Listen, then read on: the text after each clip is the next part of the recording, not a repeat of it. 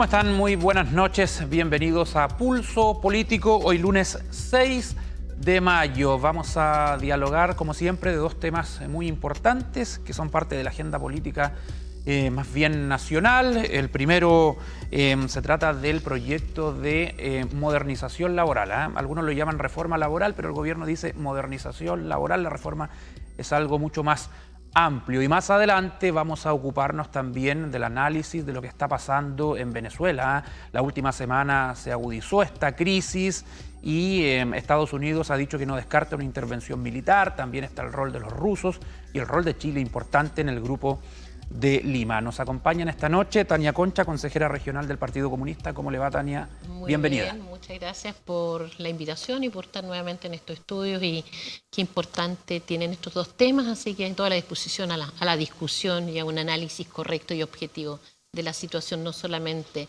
nacional, sino también de la región. También nos acompaña James Argo, Seremi de Vivienda del Biobío. ¿Cómo le va, Seremi? Buenas noches. Hola, muy buenas noches. Muchas gracias por la invitación. Feliz de estar nuevamente acá en las pantallas de TVU para poder trabajar estos temas tan importantes. Y por último está con nosotros también Nicolás Auri, presidente regional de la Democracia Cristiana.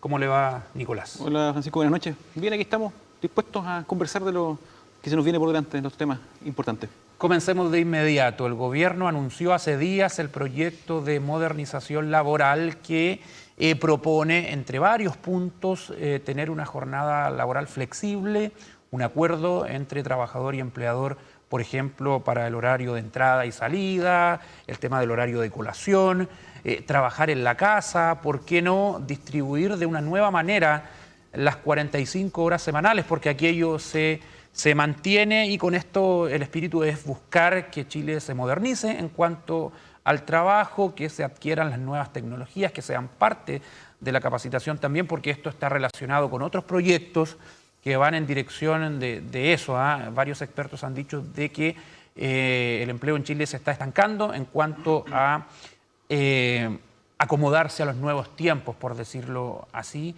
inmerso en una etapa de globalización muy importante.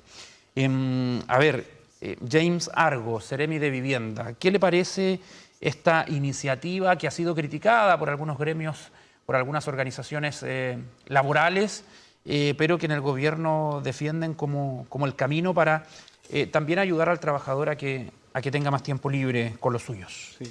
Lo primero, decir que llama un poco la atención la crítica previa al proyecto. Hubo mucha crítica cuando se empezaron a esbozar cuáles eran los lineamientos, las ideas principales, sin haber entrado a la letra y sin haber entrado derechamente a cuáles son los contenidos y cuáles son las modificaciones que está planteando el gobierno.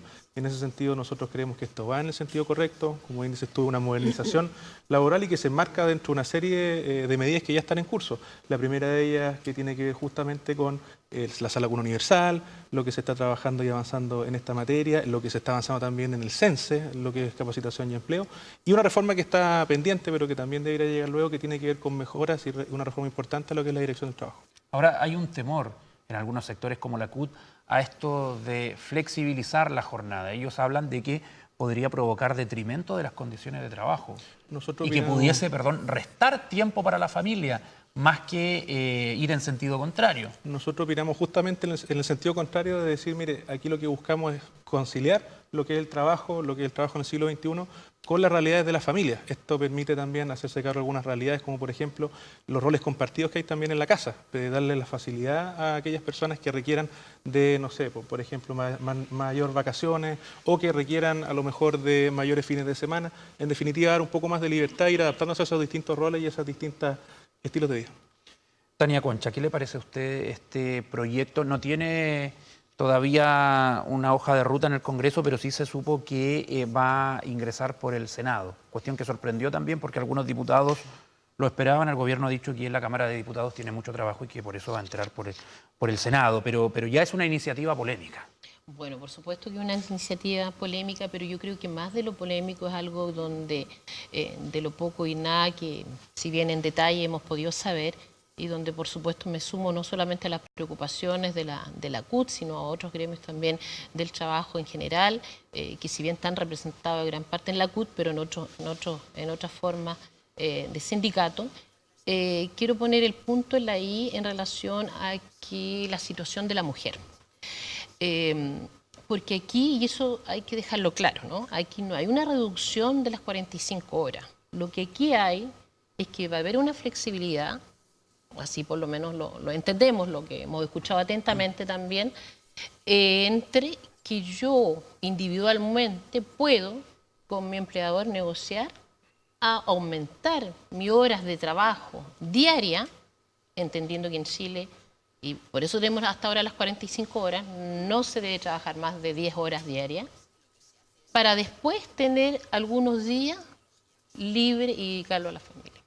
La pregunta es, si ya hoy día, para los que no saben cómo viven los trabajadores en el transporte público, le hago la invitación y las trabajadoras que se suman a una semana completa de levantarse a las 6 de la mañana, de poder dejar a tus hijos resguardados en una sala de cuna o en un jardín infantil, que tampoco es garante 100% en todas partes, llegar a tu lugar de trabajo, que en promedio eso tiene 2 horas en el transporte público, y no solamente en Santiago, sino los que vivimos todo el drama de la Ruta 160, lo sabemos, para después llegar y con esto aumentar tu hora de trabajo en el día. Entonces, mi pregunta, que la hago como mujer, teniendo ya mis hijos grandes, ¿no?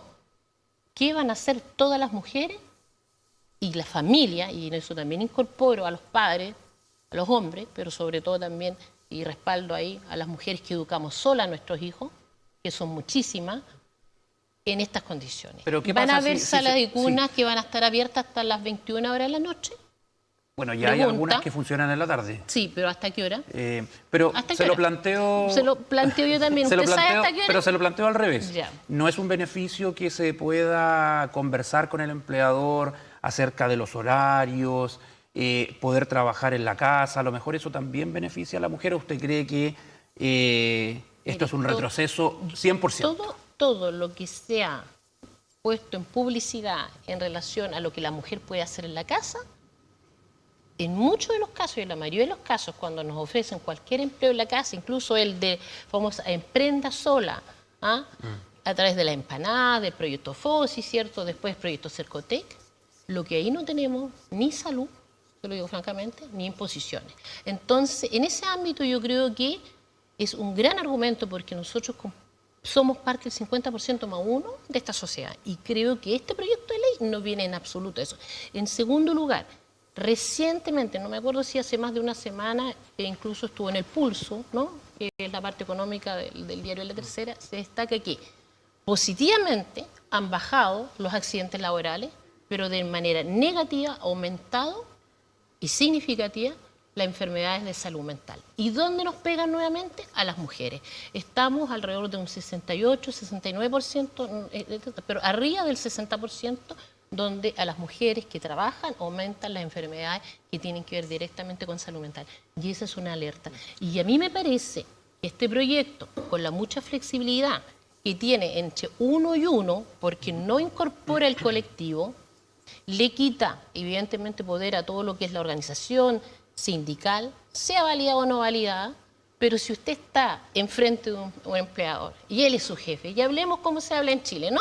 El jefe, ¿no? ¿Quién está superior al trabajador? Entonces, ¿usted cree que le pueden imponer esta flexibilidad? Yo no estoy diciendo eso, no estoy diciendo eso, pero yo creo que no se valida el total. Y yo creo que ahí eso es un tema. Y por favor, no olvidemos en cuántas horas gastamos en el transporte público, el trabajo. Yo lo vivo, a mí me da mucha pena cuando llego al supermercado, porque soy mujer trabajo. Muchas veces tomo el penúltimo o el último biotren, donde ya después obviamente no logro pasar al supermercado X, ¿ah? Entendiendo que a las 10, 11 de la noche estoy en la casa. No es todo, pero en general está comprobado y no tenemos tiempo para compartir con la familia. Eso. Nicolás, ¿qué piensas tú de esta iniciativa? Yo creo que es importante tener presente cuál es la lógica del derecho al trabajo como para poder enfrentar este tema y ver qué es lo que hay detrás de este punto. Yo creo que es relevante tener presente de que cuando se plantea una posibilidad de negociación, yo creo que esta negociación hay que entenderla la lógica que decía un poco Tania. ¿Qué trabajador realmente se encuentra en un plano de igualdad con un empleador para plantear una alternativa de diferenciación de jornada de horario? Yo creo que muy poco. Y en ese contexto, plantear que esto se va a abrir y se va a plantear una negociación es derechamente, bueno, concebir la relación laboral a la inversa de lo que históricamente se ha constituido el derecho al trabajo. El derecho al trabajo surge justamente para restablecer equilibrios entre un patrón, ¿cierto?, y un trabajador. Hoy día ya no con los términos de la revolución industrial, naturalmente, pero sí efectivamente reconoce una situación de desigualdad. Entonces, hoy día lo que uno primero tiene que analizar es que bajo este prisma que debe tener la legislación laboral, que es reconocida por los organismos internacionales y que tiene que propender aquello, si este marco de flexibilidad se podrá ejercer realmente, o bien vamos a terminar al final del día en que el empleador, usando esta herramienta que la nueva legislación le estaría permitiendo, va a ser un uso él conforme a sus variables y no conforme a las variables del trabajador. Exacto. Entonces, ese es el punto que yo creo que hay que tener presente. Ahora, yo creo, más allá de lo que acabo de señalar, de que esta es una oportunidad importante para enriquecer este debate teniendo presente dos cosas que hoy día son de una realidad inmensa. Creo que resulta importante hacerse cargo en este caso del tema individual del trabajo. Ya tuvimos un trabajo que en realidad y se hizo una reforma importante con la presidenta Bachelet respecto al derecho colectivo del trabajo. Pero la quiere cambiar el gobierno. Pero vemos también de que además de lo que quiera cambiar, la sindicalización no ha aumentado. Y hay un gran porcentaje de trabajadores que en forma individual se vinculan a un empleador. Pero no es la misma masa laboral de los años 90, los años 80. Recién estaba leyendo un estudio respecto a lo que son las relaciones laborales de los millennials. De que hoy día ellos buscan de alguna manera, ¿cierto?, una flexibilidad en orden a distintos empleadores. Entonces yo creo que si efectivamente vamos a abordar el tema de la flexibilización, perfecto, hagámoslo, pero con dos límites. No precaricemos lo que existe hoy día, o sea que esto bajo ninguna circunstancia vaya que en contra de los derechos que se han ido adquiriendo, y en segundo lugar que se haga con la lógica de una sociedad a escala humana. Porque si efectivamente vamos a dar flexibilidad laboral para que al fin del día, teniendo más tiempo, esta persona que aspira a esto, va a seguir la misma jornada laboral o va a tener que, en este espacio nuevo, seguir trabajando para tener mejores remuneraciones, es que en definitiva cambiamos la ropa, pero no cambiamos lo que en definitiva importa, que en el fondo es la forma de enfrentar la relación laboral. ¿Y te parece que esos acuerdos, si es que se alcanzan, tienen que ser exclusivamente con el sindicato o no? Yo creo que en definitiva... Porque el gobierno anterior le dio el empoderamiento exclusivo a los sindicatos. Yo creo que la legislación sindical de derecho colectivo del trabajo efectivamente tiene que reconocerle al sindicato la titularidad sindical. Eso para mí es un tema de definición política. Pero tratándose de aquellas personas que decidan libremente no sindicalizarse, yo creo que la relación tiene que ser en un plano de igualdad. Y hoy día mi sospecha y mi temor es que en definitiva quienes idearon esta reforma son los quienes se encuentran en el otro lado de la relación laboral, los que se encuentran gerenciando, los que se encuentran de alguna otra manera siendo jefe, y en ese sentido hoy día, mientras no existan las plenas garantías, es que existen hoy día estos ruidos de que dicen de que efectivamente bajo qué plano de igualdad vamos a ver. Usted se va a plantear, yo estoy pensando en las cajeras de un supermercado. ¿Bajo qué circunstancias o con qué herramientas o con qué resguardos van a poder plantearse y decirle, ¿sabe, jefe? Yo quiero trabajar de esta otra manera. Pero ¿sabes que me complica el turno? No, pero es que este es un derecho. Ah, ya, pero un derecho que también yo quiero precaver lo que implica la marcha de la empresa. Entonces, insisto, yo creo que mientras no esté garantizado plenamente que esto va a ser con una herramienta que permita plantearlo así, yo lo dudo realmente. ¿Estarán, Seremi, las condiciones en Chile en el mercado laboral para llevar a cabo estos cambios, tomando en cuenta los puntos que escuchamos de Tania, también de Nicolás? Sí. El desempleo, que si bien ha mejorado en los últimos meses, sigue siendo un tema que preocupa a Chile y sobre todo a la región del Biobío. Los sueldos son bajos, hay muchos trabajadores que tienen turnos. Si se aprueba esta reforma de modernización, ¿podrá implementarse para una gran cantidad de trabajadores en Chile? Si algunos dicen que esto de la flexibilidad solamente podría aplicarse para, no sé, jóvenes profesionales, un ingeniero, un arquitecto, pero ¿qué pasa con los trabajadores más vulnerables? Claro. A ver, varias cosas. Lo primero es que efectivamente nosotros creemos que esto puede tener una amplia aplicación porque lo que busca es justamente ponernos un poco a la altura de la modernidad. También este proyecto trata, por ejemplo, temas como el teletrabajo o, por ejemplo, la flexibilidad. Por ejemplo, un adulto mayor que por razones de salud le acomoda más estar trabajando en verano que en invierno. Pero hay muchos trabajadores lo puede hacer. Con 300.000 pesos no les alcanza ni siquiera para tener un notebook. Claro, ¿Cómo van a trabajar del hogar? Claro, pero esa es otra variable que tiene que ver justamente con lo que decía un poco Nicolás. Yo estoy de acuerdo parcialmente con lo que decía Nicolás en torno a que estos cambios tienen que ser en torno a buscar que no se precarice el empleo y en torno también a hacerse cargo de esa desigualdad que hay, digamos, en ¿Y el cuanto a la gobierno va a relación. garantizar eso? Bueno, vienen más reformas, justamente viene una modernización importante de lo que es la Dirección del Trabajo, pero también, y ahí sí difiero con Nicolás, partir de la base de que toda esta situación laboral se concentra en un conflicto y en esa desigualdad, yo creo que eso también es un análisis equivocado, porque muchas veces también se parte desde la cooperación y la colaboración. Y es un poco también la apuesta que hacemos nosotros como gobierno, poder hacer y dar espacio a esas relaciones individuales, porque no es que no nos interese que hayan sindicatos fuertes, todo lo contrario, y de hecho ya hubo alguna reforma en el gobierno anterior, que nosotros también queremos de alguna forma introducir algunas modificaciones, pero esto no va en desmedro o no quiere ir en desmedro de lo que es la sindicalización y de los sindicatos, sino que simplemente complementar derecho colectivo al trabajo con el derecho individual al trabajo. Ahora, ¿por qué la crítica política en la oposición? Bueno, les insisto que habían críticas incluso antes de haber siquiera conocido el proyecto. ¿Pero te parece entonces, que es parte del juego que está haciendo la ex nueva mayoría por obstruir los proyectos del gobierno? Yo separaría, en realidad ha habido una respuesta distinta según los distintos partidos y según los distintos personeros de oposición. Por ejemplo, la senadora Goich dijo que ella estaba atenta a poder revisar el detalle de este proyecto y poder analizarlo en su mérito. El diputado González, que también es de oposición, señaló que esto era algo que le preocupaba, pero que también estaba dispuesto a poder revisarlo. Y hay otros que derechamente dijeron, no, esto va en el sentido contrario a lo que nosotros queremos, sin siquiera haber entrado al detalle. Y eso yo creo que es perjudicial para Chile. ¿Tú crees que era prioridad este proyecto? Yo creo que sí, yo creo que la agenda laboral en general, no solo este proyecto, es una de las principales preocupaciones que tienen los chilenos hoy día. Y el gobierno descartó la iniciativa de modificar las indemnizaciones. Eso dio una tranquilidad a los chilenos, pero hay desconfianza en que aquello se retome más adelante, si le quedan 3 años. ¿Lo descartarías tú? A ver, yo soy Seremi de Vivienda, por tanto desconozco todo el paquete que hay en materia de derecho laboral, pero lo que sí he visto... ¿Pero confía en que el gobierno, tu gobierno, puede cumplir la palabra? Efectivamente, sí, desde luego. Señorita Tania. Mire, yo creo que sí, es que independientemente de las buenas voluntades que hay de la revisión de algo, pero la CUT hizo ya un trabajo inicial con eso y tengo entendido que entre hoy día y mañana va a haber un encuentro entre la CUT y diferentes sectores, gran parte de toda la oposición. ¿Es creíble lo que hace la CUT? Se lo pregunto porque en el gobierno anterior prácticamente no protagonizó ninguna movilización.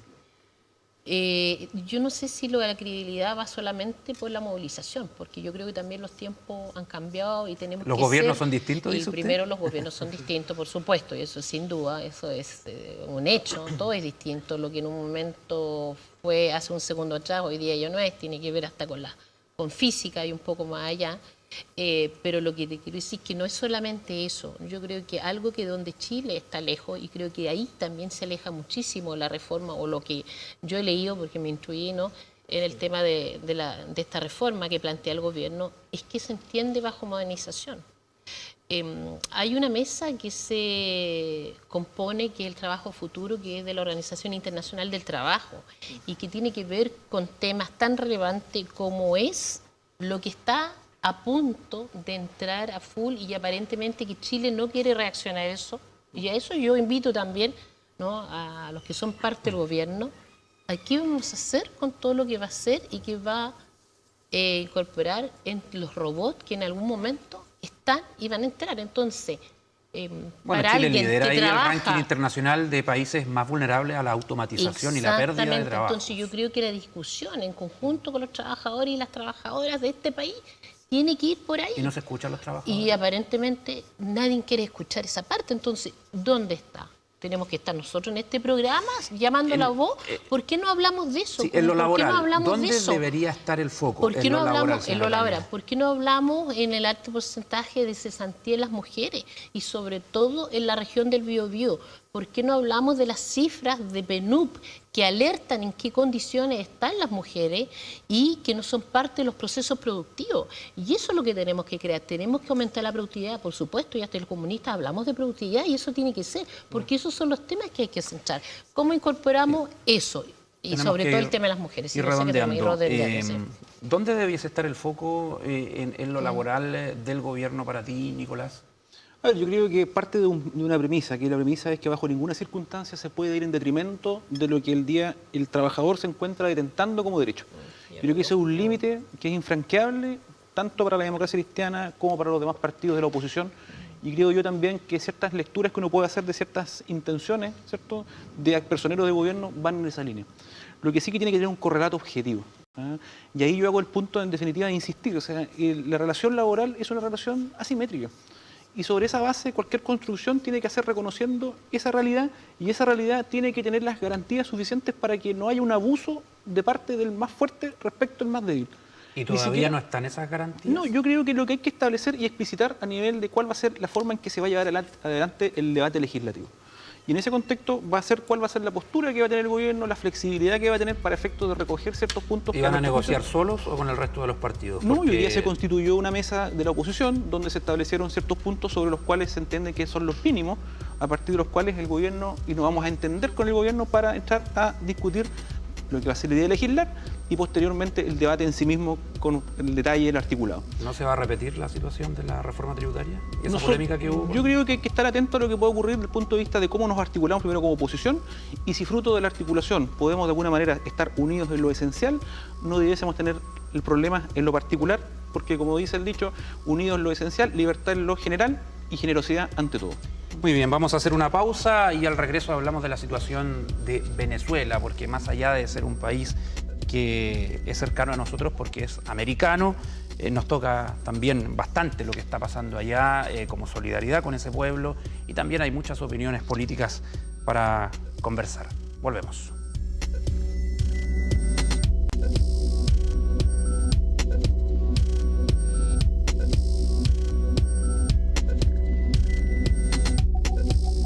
Gracias, Cote. Hola, director. ¿Cómo están? Hola, chiquillos. ¿Cómo les va? Pancho, mira, este año el Quino Día de la Madre viene con una zona especial para que le digas a tu mamá cuánto la quieres. Qué buena. ¿Y tú, Pancho, qué le escribirías a tu mamá? Tantas cosas. Que la quiero. Le daría las gracias. ¿Y si la tuviera al frente en este momento? ¡No! ¡Mamá! ¡Se pasaron! Este Día de la Madre, Quino trae una casa, un auto, viajes, bonos y lo más importante, la oportunidad de decirle a tu madre cuánto la quieres. Te amo, mamá. Somos una universidad soñada y construida desde concepción. Y pronto cumpliremos 100 años. Pero la obra iniciada con entusiasmo y audacia se prosiguió con constancia inquebrantable.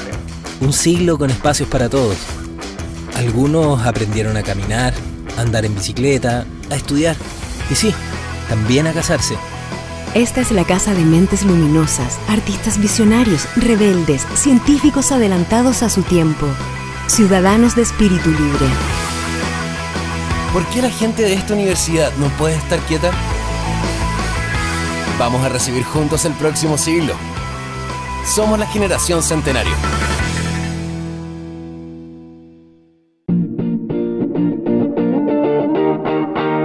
Desde ahora lo que siempre buscabas del Campanil lo puedes encontrar en un solo lugar. Tienda Campanil UDEC. Ven y lleva contigo los colores de tu equipo favorito. Te esperamos en la Galería Universidad de Concepción, local 19, frente a Plaza Independencia. Tienda Campanil UDEC.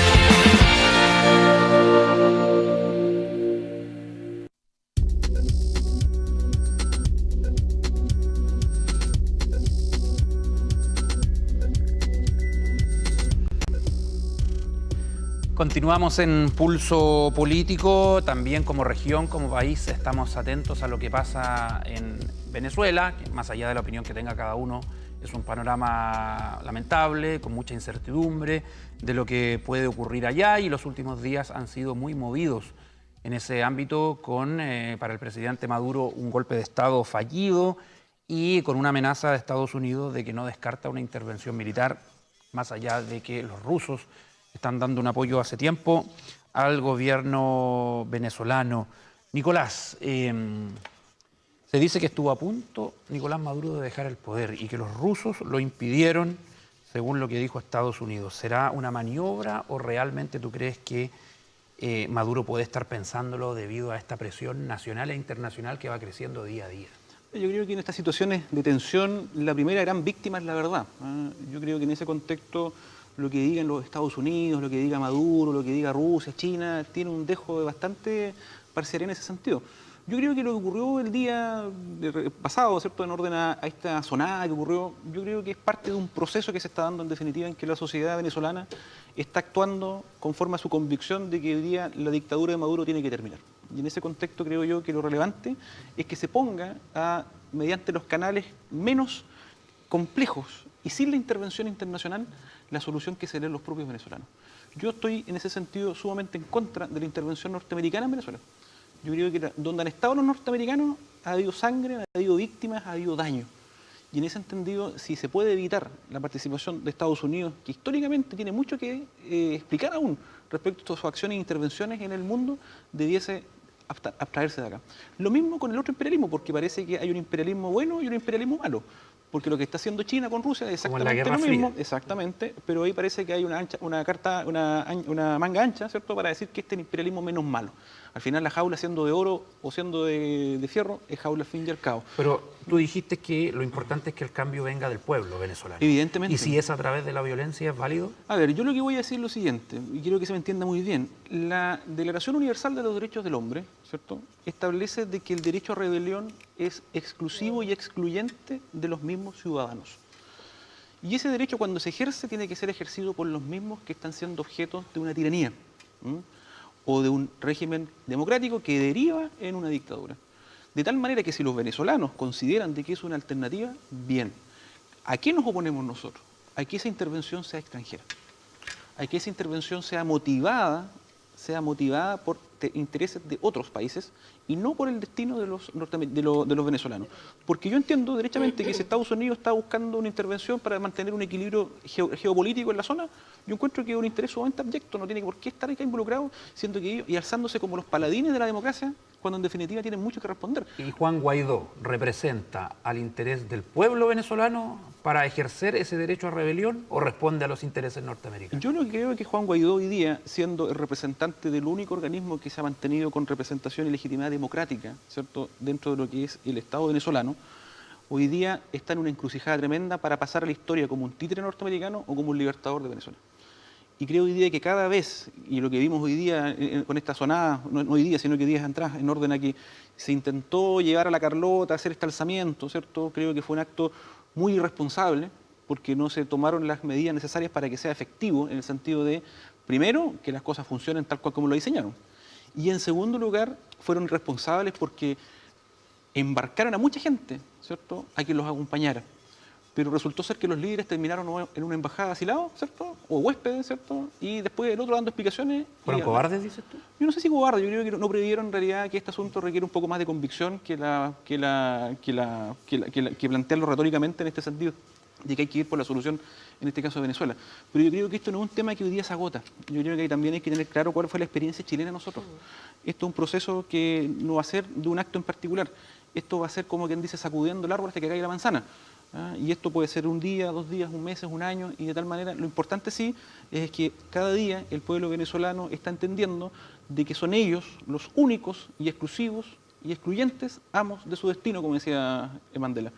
Y en ese contexto creo yo que lo que corresponde como países que estamos atentos dentro del contexto latinoamericano es acompañar a los venezolanos en este proceso, siendo sumamente responsables, pero sin caer en la tentación de estos dos polos que hoy día siempre ponen al medio al más débil y que en definitiva los que ojalá no ocurra nunca una intervención militar, la sangre queda en Venezuela y no se va ni para Pekín y no se va para Nueva York.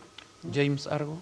Sí, a ver, yo coincido bastante con Nicolás en el sentido de que aquí el único órgano que quedó con algún grado de legitimidad, tratemos de comprender esta crisis política que lleva ya bastante años, es justamente la Asamblea Nacional. Y lo que se busca... Pero lo único que queda solo entre diversos organismos de gobierno, incluso el Poder Judicial. ¿Qué puede hacerla? Desgraciadamente, pero cuenta con algo bastante importante, que es legitimidad y justamente apoyo ciudadano. Efectivamente, esto es un proceso que va a tomar cierto tiempo, con victoria y con derrotas. No se puede esperar que esto sea algo rápido, que sea algo sencillo. ¿Juan Guaidó es el presidente válido de Venezuela? No lo eligió nadie. El presidente encargado, y lo que busca mediante todo este movimiento es justamente convocar elecciones libres. ¿Y le parece bien? Me parece que... ¿Él se autoproclame presidente encargado? Él está autoproclamado, o más bien proclamado por la Asamblea Nacional como presidente encargado. y con miras a retomar la democracia y retomar las elecciones. Pero ese es su objetivo. Él quería ser líder de este movimiento.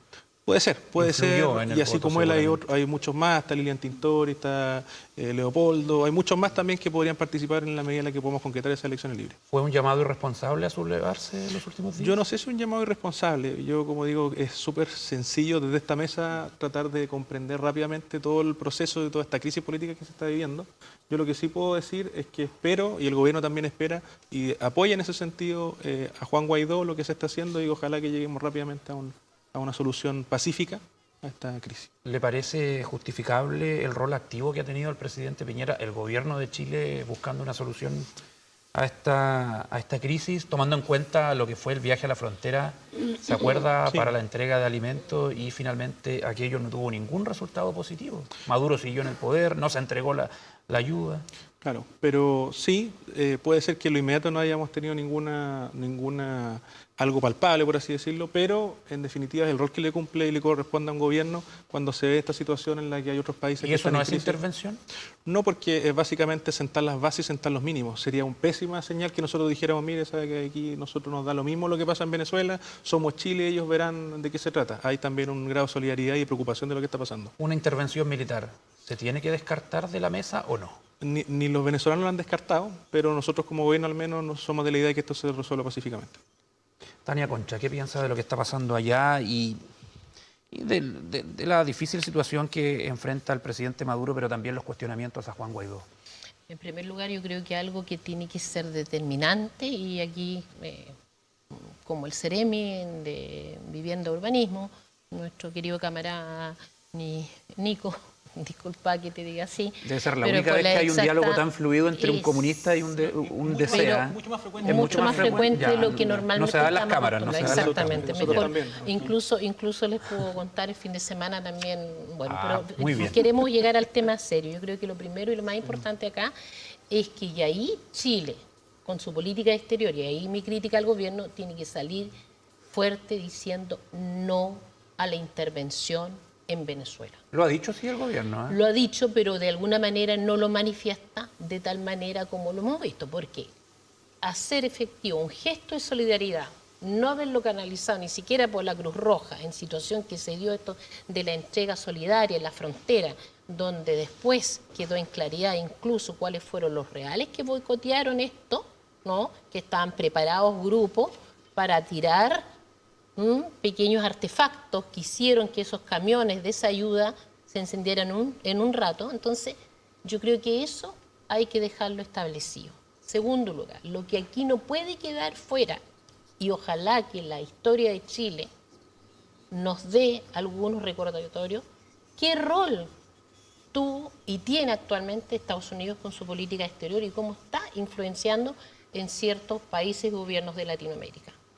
Nosotros lo vivimos, éramos pequeños, pero lo vivimos, y lo vivimos a través de Nixon y toda una preparación, no solamente del momento que llega Allende con el gobierno de la Unidad Popular al poder, sino de antes de esa elección. Y los pasos son muy similares. Y con el financiamiento millonario del gobierno de Eduardo Frei Montalva. Entre otras cosas, y eso es así, la historia es así. Entonces las preocupaciones, la estrategia de Estados Unidos no han cambiado. Lo único positivo que puede haber es que entre ellos y los poderes internos que tienen, a lo menos hay, que el otro día salió en el New York Times, porque Trump decía que incluso que los cubanos estaban en Venezuela y todo, entonces a través del New York Times, con antecedentes de la CIA, se pudo desmentir eso, donde el informe de la CIA... Pero Tania, ¿no cree usted que... Pero sobre todo... Sí, pero que le quiero preguntar en honor al tiempo. ¿No cree usted que es necesario que el presidente Maduro llame a elecciones libres para... Lo ha hecho en su momento. Pero nadie le cree. Yo creo es que una cosa porque se duda de las garantías. Y lo otro, el rol que tiene la oposición. Yo creo que cada oposición, también nosotros que en este momento estamos como oposición, tiene un rol. Y el rol de la oposición es estar unido cuando hay algo. Y lo que yo no veo en Venezuela, y tal vez por eso lo fracasado, lo irresponsable que ha sido, ¿no?, esto de autoproclamarse presidente, que hasta un gran humorista chileno querido por todo el pueblo, ¿no?, lo toma como algo un poco... Sí, pero ¿qué debiera hacer Nicolás Maduro?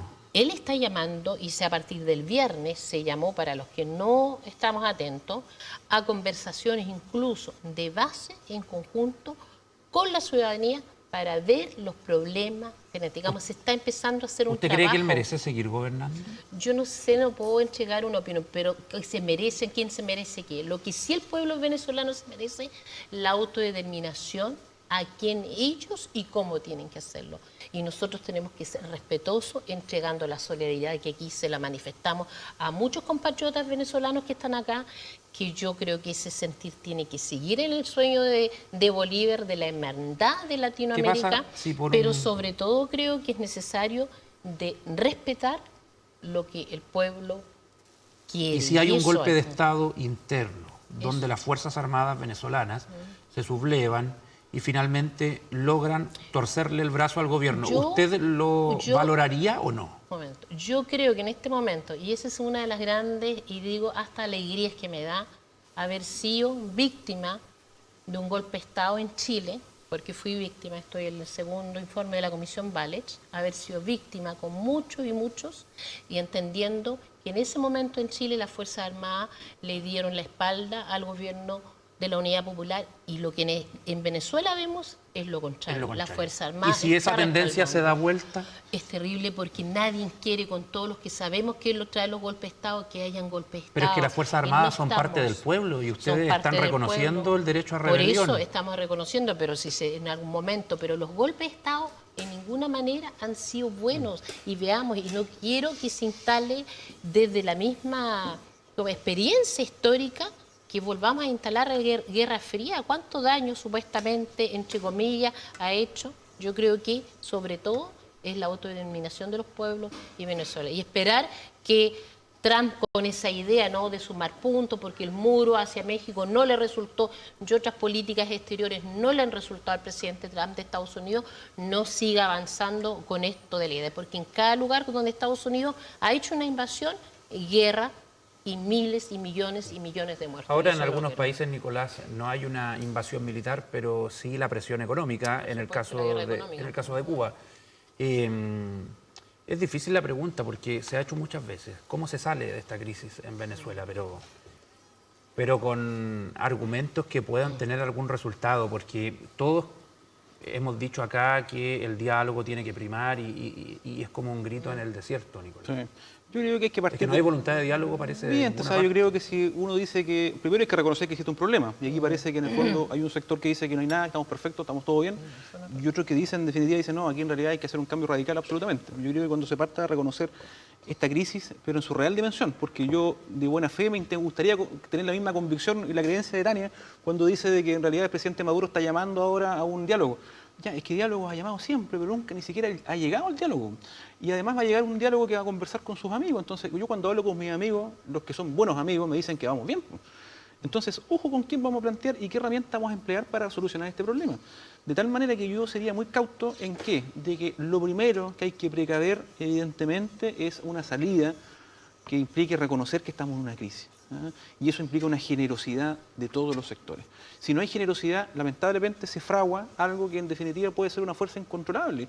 ¿Y quiénes van a ser los más perjudicados? No va a ser Maduro. Maduro probablemente salga el helicóptero y se vaya a refugiar aquí a un país, quién sabe. El problema va a ser lo que hay que ver con la gente, con el pueblo que sufre, que no puede arrancar. Que ve hoy día, además de la situación crítica a nivel alimenticia, a nivel de salud, sanitaria, ¿cierto?, que se va a tener que enfrentar a andarse parapetando con una guerra, una guerrilla, una tremenda drama social que va a provocar una intervención de uno u otro si no se reconoce realmente este punto. Tú tienes muy claro el panorama, eres joven.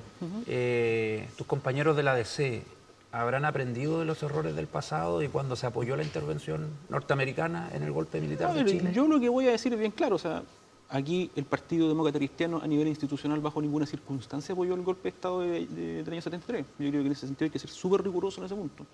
Y el apoyo público de Frei Montalva, de Patricio Elwin. Es que yo creo que hay que ser claro en ese punto. Una cosa es ser un opositor acérrimo y otra cosa es adoptar una postura golpista. Pero dijeron que no había otra salida en su momento, las declaraciones que dieron. Es que eso es el punto. Yo creo que lo importante es ver acá... ¿Pero con un apoyo disfrazado? No, lo que yo puedo hacerme cargo es lo siguiente. Yo puedo tener una convicción democrática que yo la puedo extremar, pero yo no voy a cruzar la línea. Pero yo no me puedo hacer cargo de aquellos que sin la convicción democrática crucen la línea y asuman de que esta situación se resuelve sí y solo sí mediante un golpe. Por Nicolás Auri, no por la ADC. Yo hablo por la ADC, que hoy día ha hecho un ejercicio de evaluación conforme a la realidad histórica. No, evidente, yo creo que ¿cuál fue el problema que tuvo la ADC en su oportunidad en su momento? Yo creo que en definitiva se agotó, y es cosa de la historia, la ADC en última instancia se reunieron con el presidente Allende en casa del Cardenal. Sí, intentaron buscar un acuerdo. Y eso habla de la disposición que el partido tuvo formalmente a buscar una alternativa que no fuese un golpe de Estado. Pero vuelvo al punto, cuando el diálogo no es tal o es un aparente diálogo, difícilmente se puede avanzar en una solución de esa naturaleza. Y finalmente, yo creo que aquí hay que ser importante señalar lo siguiente. Yo creo que hay que tener mucho ojo con lo que plantea el gobierno.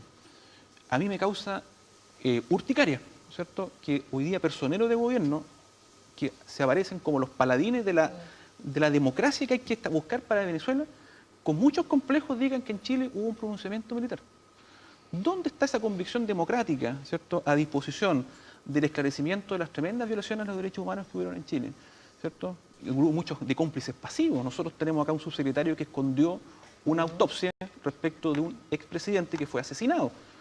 Entonces, estas credenciales democráticas yo las compraría, como digo bien coloquialmente, en la medida de que fuéramos consistentes. James. Sí, bueno, a ver, varias Hay cosas. doble estándar del gobierno ahí porque una visión muy crítica con Venezuela, muy crítica con Cuba y abrazos, fotografías, videos en Instagram de la visita a China, que tiene una dictadura comunista. Sí, a ver, yo creo que varias cosas. Primero, efectivamente, uno tiene que tener sentido histórico, el sentido de poder aprender de los errores del pasado. Eso es parte de los análisis que hacemos todos los partidos y que también hacen todas las juventudes políticas, los dirigentes políticos también. Pero hablando del presente, llevándolo a la actualidad, obviamente nosotros como gobierno estamos con una postura bastante clara con lo que está pasando en Venezuela. Y así como en Venezuela también tenemos opinión respecto a Nicaragua, respecto de Cuba, por supuesto. ¿Y de China no? Y de China también. De China, el presidente pero lo no que dijo... el presidente defendió... No, lo que dijo el presidente... El gobierno chino. Lo que dijo el presidente, que algo que yo comparto, es que los pueblos tienen el derecho a darse el ordenamiento y el orden político que estimen. Eso es una afirmación que yo creo que todos podemos coincidir. Pero hay pueblos que no tienen el poder para elegir su sistema. Más allá de la vía y de las distintas matices que uno pueda tener, y no solamente matices, sino que convicciones también. O sea, no hay doble estándar, hay realidades distintas. Claro, efectivamente. Hay un distinto análisis respecto a cada situación. No es lo mismo, convengamos que no es lo mismo Cuba, Venezuela que China, habiendo efectivamente cosas que tienen que mejorarse. Eso sí que sí. Para ir finalizando, Tania, muy breve, ¿hacia dónde va Venezuela, así como se ve el panorama? Yo no puedo ¿Cree que la situación puede ser peor como la que está ahora? Yo creo que no podemos desconocer y eso sería, es imposible desconocer. Y yo creo que también el gobierno venezolano no ha desconocido que está todo bien. Es imposible desconocer lo que ocurrió, el desabastecimiento, no hay medicamentos, los medicamentos y la falta. Pero yo creo hacer un llamado. Si hablamos de querer ayudar, entonces levantemos el bloqueo económico que tiene actualmente hacia Venezuela, ¿no? Y hagamos otro ejercicio, ayudemos a que se levante el bloqueo económico hacia Cuba. Las presiones, cuando hablamos que estamos defendiendo los intereses y lamentamos lo que a un pueblo entero le está pasando, porque posiblemente después, porque es un supuesto, ¿no?, puede irse uno en otro helicóptero e irse del país. Entonces, pero ¿en qué puede ayudar Chile? Ayudemos a través de nuestra política exterior que los bloqueos económicos se levanten. Y no solamente se levanten contra Venezuela, sino también se levanten contra Cuba, porque en definitiva, ¿qué? Si el argumento es que estamos velando por los intereses de esos pueblos, ¿a quién afecta?